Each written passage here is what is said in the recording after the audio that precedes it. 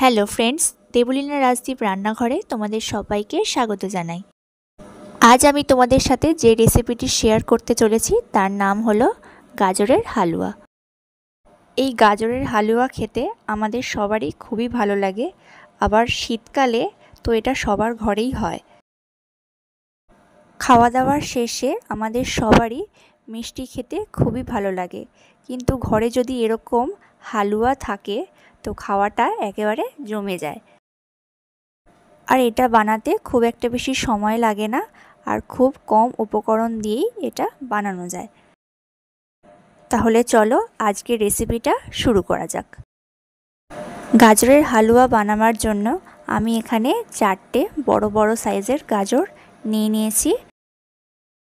এবারে গাজরগুলোর খোসা ছাড়িয়ে ভালো করে ধুয়ে একটা গ্রেটারের সাহায্যে ভালো করে গ্রেট করে নেব। তো দেখো আমার এখানে গ্রেট করা হয়ে গেছে। দেখো গাজরগুলো কি সুন্দর মিহি মিহি করে গ্রেট হয়েছে। এবার গ্যাসটাকে অন করে নিলাম। এবারে একটা কড়াই গ্যাসে বসিয়ে দিয়েছি। এবার 2 টিস্পুন সয়াবিন তেল দিলাম। এবার ওই তেলের মধ্যে 3টে এলাচ দিয়ে দিচ্ছি। এবারে ওই গ্রেট করে রাখা গাজরগুলোকে পুরোটা দিয়ে দেব।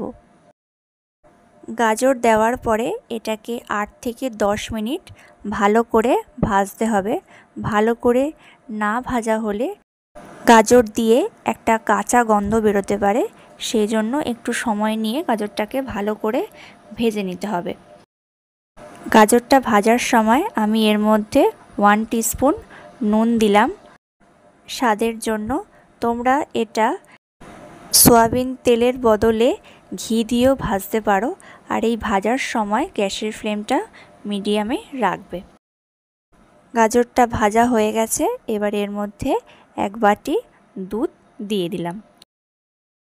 দুধ দেওয়ার পরে একটু নাড়াচাড়া করে এবার এর মধ্যে মিল্ক পাউডার দিয়ে দেবো। মিল্ক পাউডার দেওয়ার পরে আবারও হালকা নাড়াচাড়া করে একটা পাত্র দিয়ে চাপা দিয়ে দিতে হবে। 5 মিনিট পরে আমি দেখো পাত্রটা সরিয়ে নিয়েছি। এবারে দেখো দুধটা একেবারে পুরোপুরি টেনে গেছে। এবার এর মধ্যে টুকরো করা কাজু, কিশমিশ ও আমন্ড বাদাম ছড়িয়ে দিয়েছি। এবারে মিষ্টি হওয়ার জন্য আমি এখানে 6টা বাতাসা দিয়ে দিলাম। বাতাসা দেওয়ার পরে আবারও আমি এর ওপরে 1 চামচ গুঁড়ো দুধ ছড়িয়ে দিচ্ছি, যাতে এটা আরও ঘন হয়ে যায়। সেই কারণে মিষ্টি জাতীয় জিনিস আমাদের গরম ও ঠান্ডা দুটোই খেতে ভালো লাগে, আর এটা গরম ঠান্ডা দুটোতেই ভালো লাগবে। তাহলে আজকের ভিডিওটা আমি এখানেই শেষ করছি। রেসিপিটা কেমন লাগলো অবশ্যই জানিও, আর বাড়িতে অবশ্যই ট্রাই করো।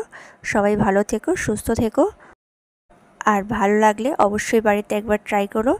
আর আজকের ভিডিওটা ভালো লাগলে লাইক, শেয়ার, কমেন্ট এবং চ্যানেলটা সাবস্ক্রাইব করে দিও অবশ্যই। তো আজকের মতো এখানেই শেষ করছি। দেখা হচ্ছে পরের দিন অন্য কোনো নতুন ভিডিও নিয়ে। Tata, bye bye.